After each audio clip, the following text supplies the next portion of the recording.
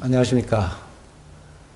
오늘은 열왕기상 17장 1절부터 7절까지 있는 말씀을 통해서 오늘은 살아계신 하나님의 사람 엘리야라고 하는 제목을 가지고 말씀을 나누고자 합니다. 먼저 말씀을 읽겠습니다. 1절부터 읽겠습니다. 길르앗에 오고하는 자 중에 디셉 사람 엘리야가 아합에게 말하되 내가 섬기는 이스라엘의 하나님 여호와께서 살아계심을 두고 맹세하노니 내 말이 없으면 수년 동안 비도 이슬도 있지 아니하리라 하니라. 여호와의 말씀이 엘리야에게 임하여 이르시되 너는 여기서 떠나 동쪽으로 가서 요단 앞 그릿 시냇가에 숨고 그 시냇물을 마시라. 내가 까마귀들에게 명령하여 거기서 너를 먹이게 하리라. 그가 여호와의 말씀과 같이 하여 곧 가서 요단 앞 그릿 시냇가에 머물매 까마귀들이 아침에도 떡과 고기를 저녁에도 떡과 고기를 가져왔고 그가 시냇물을 마셨으나 땅에 비가 내리지 아니하므로 얼마 후에 그 시내가 마르니라. 이 길르앗에 우거하는 자 중에 디셉 사람 엘리야가 소개되고 있습니다. 이 길르앗은 므낫세 반지파의 그 요단강 동쪽에 자리 잡고 있는 지역입니다. 이곳에서 엘리야라고 하는 선지자가 하나님의 말씀이 임함으로 인해서 이 북이스라엘 그곳에 하나님의 말씀이 선포되고 있는 이와 같은 장면입니다. 배경을 잠깐 말씀을 드리면 이제 다윗 왕을 통해서 이제 통일된 왕국이 솔로몬의 하나님의 말씀을 떠나서 많은 이방 여인들과 더불어 우상 숭배를 한 것으로 인해서 하나님께서 아주 노하셨습니다. 그래서 그 아들 르호보암을 통해서 왕국을 이어가려고 했지만 그러나 하나님께서 여로보암이라는 이 르호보암의 그 신하를 충성스러운 신하를 일으켜서 이제 10지파를 이제 여로보암 통치하에 두고 이제 북이스라엘과 남유다라고 하는 이 두 왕국으로 나누어지게 되었습니다. 특별히 이 엘리야는 이 북이스라엘에서 활동한 선지자인데요. 이 북이스라엘은 남유다와 달리 이 여러 왕조들을 통해서 이 18대까지 통치를 이어갔습니다. 이 남쪽 유다, 남유다는 유다 족속, 유다 지파의 한 왕조로 계속 이 왕이 이어갔습니다만은 그러나 북이스라엘은 9왕조로 이어갔습니다. 그 활동한 왕은 18명의 왕입니다. 그런데 지금 이 엘리야가 등장하기까지는 바로 이 아합 왕의 통치하에 있었는데 아주 이 하나님의 말씀이 없고 아주 영적 어두운 이와 같은 북이스라엘에 대해서 하나님의 사람 선지자 엘리야를 보냈다고 하는 것입니다. 여기 17장 1절에 엘리야에 대해서 간단히 소개가 나옵니다. 엘리야는 어떤 사람인가? 참 우리가 야고보서 5장 17절에 볼 것 같으면 거기에 엘리야는 우리와 성정이 같은 사람이로되 그가 비가 오지 않기를 간절히 기도한즉 3년 6개월 동안 땅에 비가 오지 아니하고 그러니까 기도의 사람입니다. 우리와 이 엘리야는 우리와 성정이 똑같은 사람인데 특별히 엘리야가 유명해지신 것은 이 비가 오지 않기를 기도하니까 비가 오지 아니했고 또 비가 오도록 기도하니까 비가 왔다고 하는 이와 같은 이 엘리야의 그 믿음의 기도를 통해서 더욱 많이 알려졌습니다. 그리고 엘리야의 그 말년에는 엘리사에게 인계할 때 이 불말과 불병거를 타고 하늘로 승천했던 바로 그와 같은 선지자입니다. 그래서 우리 주님께서 변화선상에 나타나셨을 때 그때 이 모세와 엘리야가 예수님과 더불어 말하는 것이 보였다.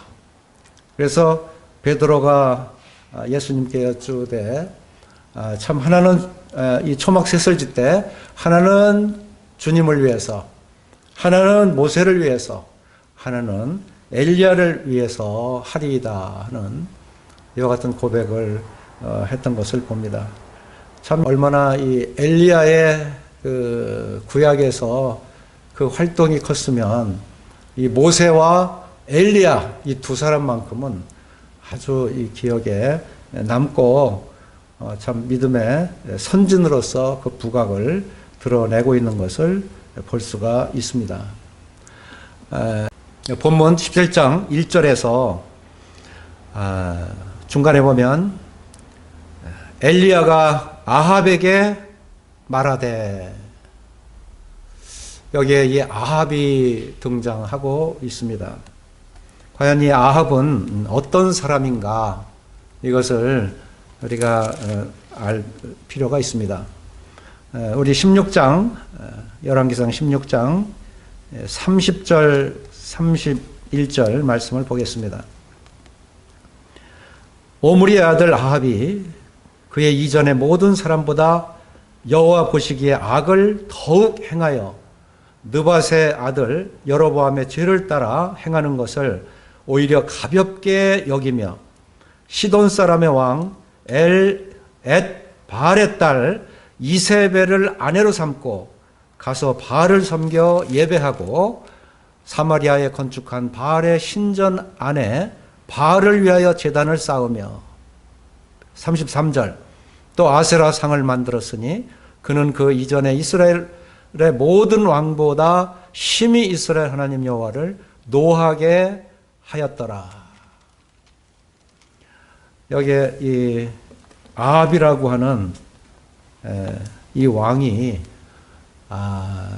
북이스라엘의 왕들 중에 아주 가장 악한 왕으로 이렇게 등장을 하고 있습니다. 그가 얼마나 악했냐면 30절에 보니까 오므리 아들 아합이 그의 이전의 모든 사람보다 여호와 보시기에 악을 더욱 행하여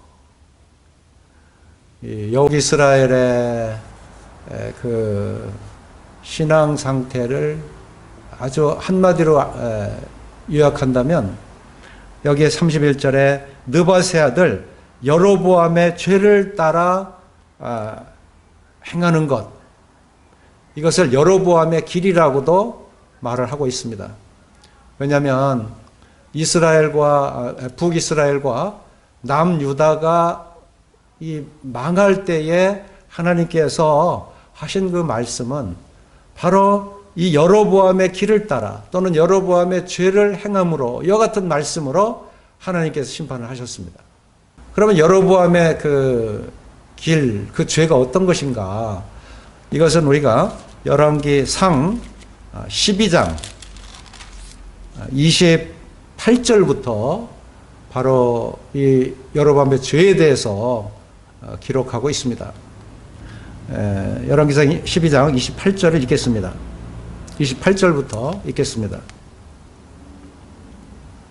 이에 계획하고 두 금송아지를 만들고 무리에게 말하기를 너희가 다시는 예루살렘에 올라갈 것이 없도다. 이스라엘아, 이는 너희를 애굽 땅에서 인도하여 올린 너희의 신들이라 하고 하나는 베델에 두고 하나는 단에 둔지라. 이 일이 죄가 되었으니 이는 백성들이 단까지 가서 그 하나에게 경배함이더라. 31절 그가 또 산당들을 짓고 레위 자손 아닌 보통 백성으로 제사장을 삼고 32절 여덟째 달 곧 그 달 15째 날로 절기를 정하여 유다의 절기와 비슷하게 하고 제단에 올라가되 베델에서 그와 같이 행하여 그가 만든 송아지에게 제사를 드렸으며 그가 지은 산당의 제사장을 베델에서 세웠더라. 그가 자기 마음대로 정한 달 곧 여덟째 달 15째 날로 이스라엘 자손을 위하여 절기로 정하고 베델에 쌓은 제단에 올라가서 분향하였더라. 참 이것이야말로 참 하나님 앞에 엄청난 죄를 저지른 것입니다. 그 세 가지가 무엇입니까? 금송아지를 저 북쪽 단 지역에 하나 세우고 또 이 베델 지역에 하나를 세워서 금송아지 우상을 섬기게 이와 같이 한 것이죠. 둘째는 무엇이죠? 여기에 레위 자손이 아닌 보통 백성으로 제사장을 삼았다. 이 제사장은 레위 자손을 통해서 계속 그 반차로 세워져야 맞습니다. 하나님께서 그와 같이 하도록 말씀하셨어요. 그런데 그냥 제사장 복장은 입혔겠죠. 그런데 실제 레위 자손이 아니에요. 형식만 갖춘 것이죠. 그래서 세 번째는 무엇입니까? 여기에 여덟째 달 곧 그 달 15째 날로 절기를 정하여. 그래서 우리가 하나님 말씀의 초막절을 말하고 있는데 이 명절은 매달 7월 15일입니다. 7월 1일은 월상 나팔절로 모이고 7월 10일은 큰 대속제일로 모이고 7월 15일은 대명절 초막절로 모이는 날이에요. 그런데 이 베델에 있는 금송아지를 우상으로 세워놓고 이 거짓 제사장을 통해서 8월 15일 날 원래 명절 7월 15일 한 달 뒤인 이것을 비슷하게 해서 하나님께 예배드린다 하고선 이렇게 그 제단에 그 분향하는 것을 보게 돼요. 참 엄청난 하나님 앞에 그 배역을 하는 것이고 하나님 말씀에 거역해서 의도적으로 이것은 하나님을 배반하는 이와 같은 행위인 것입니다. 여로보암의 왕이 그렇게 이제 세 가지 큰 범죄를 저지르는 그 아들 나답도 이 범죄를 저질러요. 그러니까 하나님께서 14장 9절 10절에 이렇게 예언합니다. 내 이전 사람들보다 더 악을 행하고 가서 너를 위하여 다른 신을 만들며 우상을 부어 만들어 나를 노엽게 하고 나를 내 등 뒤에 버렸도다. 그러므로 내가 여로보암의 집에 재앙을 내려 여로보암에게 속한 산에는 이스라엘 가운데 매인자나 노인자나 다 끊어버리되 거름더미를 쓸어버린 같이 여로보암의 집을 말갛게 쓸어버릴지라. 무서운 얘기죠. 이 예언이 언제 이루어졌냐면 그 아들 이제 나답이 왕이 돼서 15장 29절에 이렇게 말씀하고 있습니다. 이제 왕이 될 때는 나답이 이제 왕이 될 때요. 왕이 될 때 여로보암의 온 집을 쳐서 생명 있는 자를 한 사람도 남기지 아니하고 다 멸하였는데 여호와께서 그의 종 실로 사람 아이야를 통하여 하신 말씀과 같이 되었으니. 여기 본문 14장 9절 10절에 아이야가 이런 예언을 했잖아요. 근데 아이야의 그 말씀한 대로 그대로 아주 거름더미처럼 다 쓸어버린 거예요. 그러니까 여로보암의 그 가족 그리고 그 아들 나답의 가족 이것을 완전히 다 썰어버리고 다 그들을 아주 처형을 해버렸어요. 그 처형을 누가 했느냐면 세 번째 왕 바하사가 한 거예요. 그래 북이스라엘 왕은 유다집 남유다의 왕들처럼 한 지파로 쭉 내려간 것이 아니라 여로보암이 왕이 됐다가 나답 왕이 됐다가 그 다음 세 번째 왕은 이 왕조가 틀려요. 바하사 왕조예요. 여로보암은 에브라임 지파지만 이 바하사는 다른 이사갈 족속입니다. 그래서 완전히 달라요. 그러니까 완전히 다 그 집안을 다 쓸어버리게 되는 것이죠. 시브리가 왕이 되어 왕이 오를 때에 바하사의 온 집안 사람을 죽이되 남자는 그의 친족이든지 그의 친구든지 한 사람도 남기지 아니하고 바하사의 온 집을 멸하였는데 선지자 예후를 통하여 바하사를 꾸짖어 하신 여호와의 말씀같이 되었으니 이는 바하사의 모든 죄와 그의 아들 엘라의 죄 때문이라. 그들이 범죄하고 또 이스라엘에게 범죄하게 하여 그들의 헛된 것들로 이스라엘의 하나님 여호와를 노하시게 하였더라. 여기에 여로보암의 길로 또 행함으로 인해서 여호와께서 아주 또 진노를 하셨어요. 이 하나님의 말씀대로 온전히 섬기지 못함으로 인해서 하나님의 그 진노 아래 있는 것이 우리는 얼마나 무서운지를 알아야 돼요.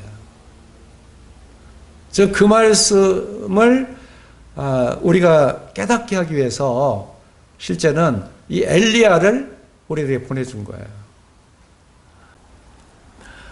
자, 우리 본문 17장 1절에 나타나는 말씀 중에요. 이제 엘리야의 내가 어떠한 신앙을 가지고 있는 사람인지 아느냐 하는 것을 여기에 보여주고 있는데요. 17장 중간에 보면요. 거기에 내가 섬기는 이스라엘 하나님 여호와께서 살아계심을 두고 맹세하노니 엘리야 이것은 여호와는 하나님이시다. 다시 얘기해서 엘리야에게는 바로 여호와께서 나의 하나님이시다 하는 이와 같은 의미를 가지고 있습니다. 여기에 내가 섬기는, 그러니까 엘리야가 바로 이 여호와 하나님을 섬기고 살았다. 하나님의 말씀을 그동안 잘 들었고 하나님의 말씀을 분별했고 그리고 이제 이 아합 시대까지 오면서 이 엘리야가 그 시대를 바라보니까 도저히 참을 수 없는, 더 이상 견딜 수 없는 이런 상황에서 엘리야를 하나님께서 부르신 것이죠. 여기 살아계신 하나님, 이 엘리야는 이 살아계신 하나님을 드러낸 믿음의 사람입니다. 이 바알 이 우상은 죽은 거예요. 이 아합 왕까지 여로보암 때부터 지금 북이스라엘에서 지금 섬기고 있는 이 신은 바로 죽은 그런 신이다 하는 것을 엘리야가 이것을 깨우쳐주기 위해서, 하나님의 살아계심을 나타내기 위해서 이 엘리야가 등장한 것입니다. 우리 주님이 그렇게 고백하셨어요. 나는 아브라함의 하나님이요 이삭의 하나님이요 야곱의 하나님이로라 하신 것을 읽어보지 못하였느냐. 하나님은 죽은 자의 하나님이 아니요 살아있는 자의 하나님이시니라. 네. 이 죽은 자의 하나님이 아니라 살아계신 하나님이시니라. 우리 주님이 이렇게 분명히 말씀했어요. 그래서 이 죽은 바알과 아스라 우상을 섬기는 이런 그 자들, 그런 왕, 그런 선지자, 거기에 이 살아계신 하나님을 신뢰하는 엘리야가 등장을 하는 것입니다. 이 창조한 자가 누구인가 보라 하는 것이에요. 이 창조에서 모든 것을 주관하시는 하나님이 정말 살아계신 하나님이라는 것을 이 엘리야가 증거하고 있는 것입니다. 모든 하나님의 언약하신 말씀, 하나님께서는 신실하셔서 꼭 어떤 일이 일어나기 전에 먼저 언약을 해주세요. 그리고 그 때가 되면 그 언약을 아주 성실함과 신실함과 인자하심으로 그 말씀하신 것을 다 성취해 나가시는 거예요. 바로 이분이 살아계신 하나님이시다 그 말이에요. 우리가 지금 섬기는 하나님이 살아계신 하나님이시다. 그래서 엘리야는 이 죽은 이 우상들 앞에서 이 대결을 합니다. 바로 뭐예요? 바알 선지자 450명, 아세라 선지자 400명, 850명을 두고 이제 결전을 벌이는 것이 이 열왕기상 18장에 나옵니다. 이때 누가 승리하죠? 이 바알 신을 섬기고 아세라 신을 섬기던 그런 선지자들은 아무리 몸부림을 치고 피를 흘리면서 그 신에게 울부짖어도 꿈쩍도 안 해요. 그런데 엘리야가 기도하면서 여호와 하나님을 불렀을 때 그 제단에 물을 다 뿌렸는데도 불구하고 여호와의 불이 내려서 그 뿌려진 물을 다 핥고 그 제단에 불을 붙이는 바로 이 살아계신 하나님을 엘리야가 보게 하신 거예요. 바로 이렇게 살아계시다 하는 것을 입증한 것이죠. 850대 1, 이 850명의 모든 거짓된 선지자는 전부 다 죽임을 당했어요. 이것이 엘리야가 증거하는 살아계신 하나님을 나타내고 있는 것이죠. 엘리야는 이렇게 말합니다. 내 말이 없으면 수년 동안 비도 이슬도 있지 아니하리라 하니라. 엘리야의 신앙입니다. 내 말이 없으면 수년 동안 비도 이슬도, 여기에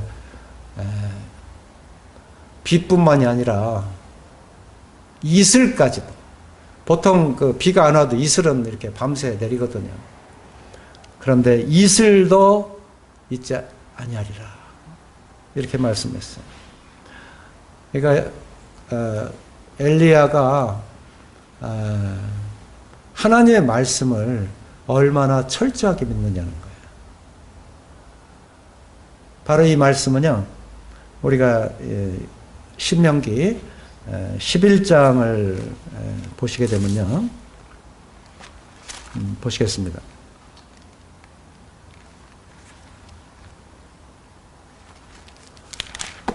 신명기 11장 10절입니다. 내가 들어가 차지하려 하는 땅은 내가 나온 애굽 땅과 같지 아니하니 거기에서는 너희가 파종한 후에 발로 물대기를 채소밭에 댄 것 같이 하였거니와 너희가 건너가서 차지할 땅은 산과 골짜기가 있어서 하늘에서 내려오는 비를 흡수하는 땅이요 내 하나님 여호와께서 돌보아 주시는 땅이라. 연초부터 연말까지 내 하나님 여호와의 눈이 항상 그 위에 있느니라.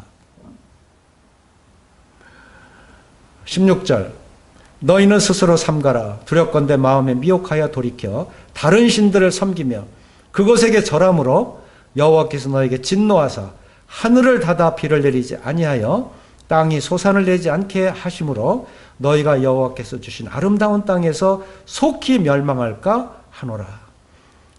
11장 26절 거기에 보면 내가 오늘 복과 저주를 너희 앞에 두나니 너희가 만일 내가 오늘 너희에게 명하는 너희 하나님 여호와의 명령을 들으면 복이 될 것이요 너희가 만일 내가 오늘 너희에게 명령하는 도에서 돌이켜 떠나 너희 하나님 여호와의 명령을 듣지 아니하고 본래 알지 못하던 다른 신들을 따르면 저주를 받으리라.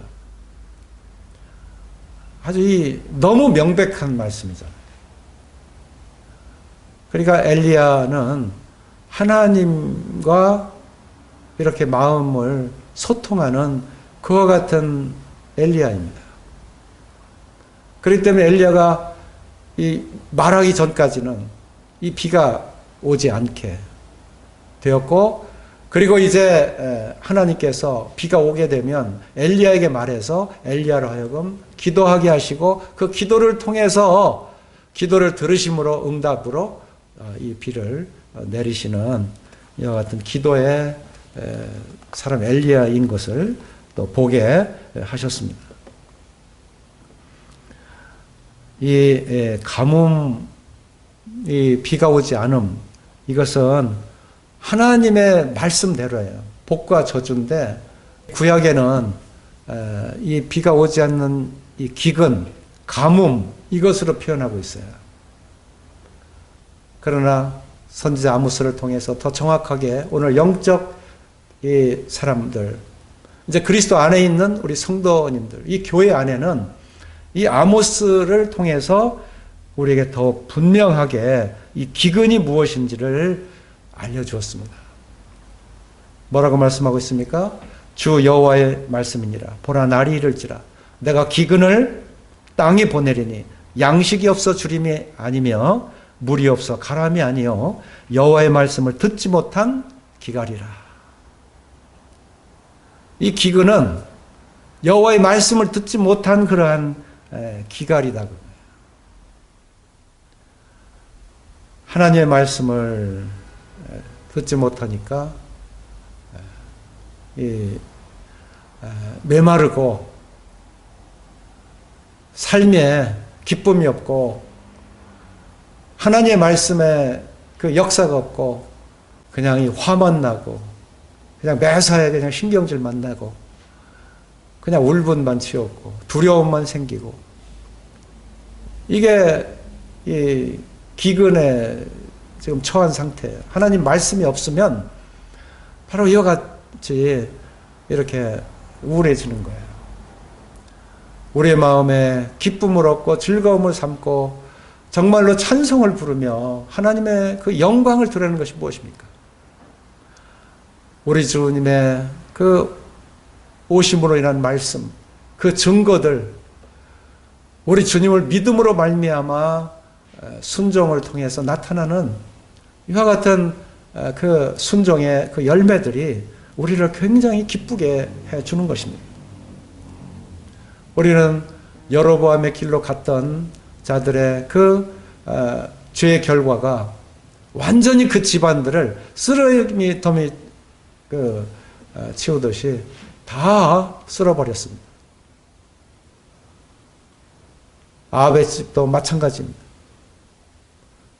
이와 같이 하나님의 말씀은 복과 저주를 두셨는데, 바로 하나님의 이 기근, 북이스라엘은 완전히 이 영적 기근이에요. 아무 이게 하나님 말씀이 뭐 하나님 말씀으로 회복될 수 있는 그런 것이 아니에요. 의도적으로 이 종교적인 행위를 허황되게 꾸며왔으니까요. 이러할 때 그 엘리야를 통해서 이 기근이라고 하는 것을 더욱 우리로 하여금 깨닫게 하기 위해서 바로 이 본문 말씀을 또 한 가지 정한다면, 이 기근을 알려주시는 엘리야, 너희가 기근 중에 있다 하는 것을 이렇게 알려주는 엘리야입니다. 여기에 그렇게 말씀하고 있잖아요. 내 말이 없으면 수년 동안 비도 이슬도 있지 아니하리라. 여기에 이 비도 이슬도 없이 이 기근 상태에 처해 있다 하는 것, 너희가 내가 말하는 이 말씀을 듣지 않으면, 또 엘리야 이 선지자를 바라보지 않으면 너희는 도저히 이 기근에서 하나님께서 풀어주지 않을 것이다. 엘리야는 이렇게 하나님의 말씀을 받고 그 말씀을 신뢰함으로 인해서 지금 당당하게 이 무섭고 두려운 아합 왕 앞에 나가서 이와 같이 그 하나님 말씀을 이렇게 증거하는 것입니다. 선언하는 것입니다. 여기에 엘리야는요, 이제 본문 2절에 보면요, 여호와의 말씀이 엘리야에게 임하여 이르시되, 여호와의 말씀이 엘리야에게 임했을 때 엘리야는 항상 활동했어요. 스스로 했다고 하는 것이 여기 나오지 않아요. 물론 이렇게 생활하다 보면 두려워서 그 로뎀나무 밑에까지 가서 참 이 죽기를 청했던 이와 같은 연약한 모습도 보였지만요, 이렇게 여호와의 말씀이 임할 때는 아주 당당합니다. 우리에게는 임마누엘 하나님이세요. 이제 여호와의 말씀이 구약에 이렇게 임하여 이것이 아니라 내가 항상 너희 속에 있느니라. 내가 항상 너희와 함께 있느니라. 임마누엘 하나님이세요. 그래서 보혜사 성령이 우리를 항상 함께 하시면서 도우시는 거예요. 우리가 하나님을 잊어버렸다 할지라도 우리 속에 탄식함이 생겨요. 그럴 때는. 그래서 이 탄식함으로 성령께서 다시 또 불러일으켜서 하나님을 또 신뢰해라. 내가 왜 지금 그렇게 하나님을 떠나 있느냐. 자꾸 소외된감을 왜 그렇게 가지고 있느냐. 그래서 탄식하게 만들어요. 자꾸 마음을. 그래서 구원받고 성령이 마음에 거하는 분들은 이 성령께서 계속 건드리세요. 터치하세요. 그래서 자꾸 이 벗어나면 자꾸 옳은 길로 가도록 이렇게 터치하세요. 그래서 그리스도를 생각하게 하시고 그리스도의 그 말씀들로 계속 채워주시고, 그럴 때 찬송으로 응답을 하든 또는 우리가 조용한 한적한 곳에 기도를 하든 그때마다 하나님께서는 우리를 소송케 하시고 새롭게 하시는 거예요. 그런 시냇가에 심은 나무가 시절적 화실을 맺은 같이 시냇가에 계속 심게 하셔서 거기에서 계속 이 하나님의 말씀으로 우리의 영혼을 소성시켜 주는 거예요. 이 본문에도 그 말씀을 이 그리 시냇가로 인도하잖아요. 동일한 것입니다. 8절에도 여호와의 말씀이 엘리야에게 임하여, 또 18장 1절에도 많은 날이 지나고 제3년에 여호와의 말씀이 엘리야에게 임하여. 여호와의 말씀이 임한다고 하는 이 말씀의 감동에 대해서 지나치시지 말기를 바라겠습니다. 하나님의 사람은 하나님의 말씀이 임해야 기쁨이 있고 임해야 하나님 일을 할 수 있는 바로 그러한 준비된 사람들입니다. 이렇게 하나님의 말씀이 임하면 반드시 하나님의 거기에 어떠한 지시를 하세요. 그럼 뭐라고 했어요? 임하여 이르시되 너는 거기서 떠나 동쪽으로 가서 요단 앞 그리 시냇가에 숨고. 여기에 그 요단 앞 시냇가에 숨고 이렇게 말씀하고 있죠. 참 이 바알을 숭배하는 이 아합 왕들의 그 무리들이 하나님을 섬기는 것을 가만히 두지 않아요. 이 사단이 그들을 가만히 두질 않아요. 하나님은요, 엘리야를 그러한 그 곳에서 피하게 하셨어요. 우리 하나님을 뭐라고 하죠? 만군의 여호와께서 우리와 함께 하시니 야곱의 하나님은 우리의 피난처시로다. 야곱의 하나님은 우리의 피난처시로다. 야곱이 그렇게 참 어려움과 도피를 한다 할지라도 다 하나님께서 그 세월을 피난처에 두시고 하나님은 다 또 앞으로의 일을 이렇게 펼쳐나가시는 그래서 야곱을 통해서 뜻을 이루시는 바로 이와 같은 하나님이신 것을 볼 수가 있습니다. 우리 주님은 피난처세요. 하나님께서는 엘리야를 이와 같이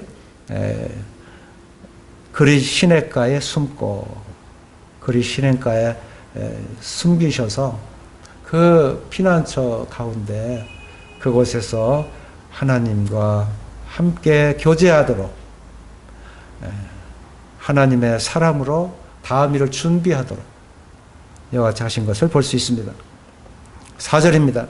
그 시냇물을 마시라. 내가 까마귀들에게 명령하여 거기서 너를 먹이게 하리라. 여호와는 나의 목자시니 내게 부족함이 없으리로다. 그가 나를 푸른 풀밭에 누이시며 쉴만한 물가로 인도하시는도다. 내 영혼을 소생시키시고 자기 이름을 위하여 의의 길로 인도하시는도다. 바로 우리 주님께서 시냇가로 이와 같이 인도하시는 것을 봅니다.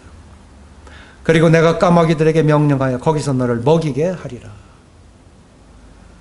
하나님은요, 상상할 수 없는 그런 방법으로 우리를 책임지세요.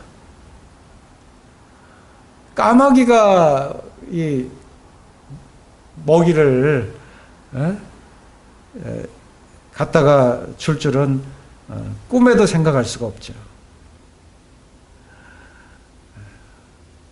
우리가 누가복음 12장 24절에 보면 주님께서 너희가 무엇을 먹을까 마실까 입을까 이거 생각지 말라 하시면서 까마귀의 그 말씀을 하세요. 12장 24절에 누가복음 까마귀를 생각하라. 까마귀를 생각하라.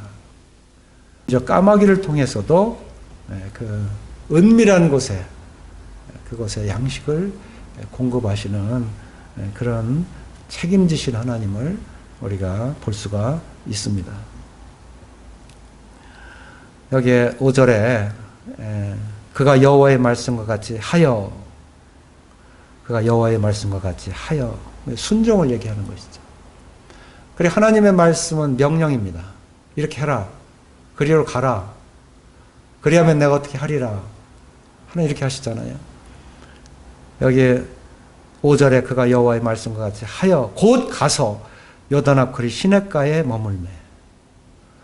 그 말씀은 항상 순종이 따라야 되는 것이죠. 자, 우리 본문 17장 6절에서 까마귀들이 아침에도 떡과 고기를 저녁에도 떡과 고기를 가져왔고 그가 시냇물을 마셨으나 그 있는 동안에 아침 저녁으로 떡과 고기를 가져왔다. 참 신기하죠. 자, 이제 7절을 보겠습니다. 17장 7절입니다. 땅에 비가 내리지 아니하므로 얼마 후에 그 시내가 마르니라. 이 비가 내리지 않는 기근이 계속되는 중에 이 엘리야는 이 까마귀가 물어다주는 이 음식으로 참 이 그리 시냇가에서 한동안 잘 지냈습니다. 이제 시내가 말랐다 이렇게 말하고 있습니다. 그런데 엘리야에게 다음의 일을 위해서 이제 준비시켜 주시는 이와 같은 신호다 하는 것을 시내가 마름으로 인해서 보여주는 것을 볼 수가 있습니다. 마치 이스라엘 백성들을 인도하실 때 구름이 낮에 구름이 떠 있으면 이제는 이렇게 움직이라고 이렇게 이동하라고 하는구나 하고서 이제 따라갔습니다. 밤에 불기둥이 또 이제 솟으면 이렇게 또 밤중에 인도하시는구나. 그냥 급히 또 준비하고 쫓아갑니다. 그리고 아무것도 보이지 않을 때는 그냥 가만히 떠오를 때까지 기다리는 것입니다. 엘리야가 그 다음 말씀을 봐서 그 다음 말씀 여호와의 말씀 엘리야에게 임하여 이르시되 임할 때까지 엘리야는 이 시내가 마른할지라도 또다시 이스라엘의 백성의 여정에서 기다림같이 또 이렇게 조용히 주님만을 참음으로 기다리는 이와 같은 모습으로 서 있는 것을 보게 됩니다. 오늘 이 본문을 통해서 이스라엘 백성들이 비록 하나님을 멀리하고 있다 할지라도 엘리야를 그 땅에 보내심으로 인해서 그들을 깨닫게 하시고 또 돌아오게 하시는 사랑의 하나님이심을 다시 생각하게 됩니다.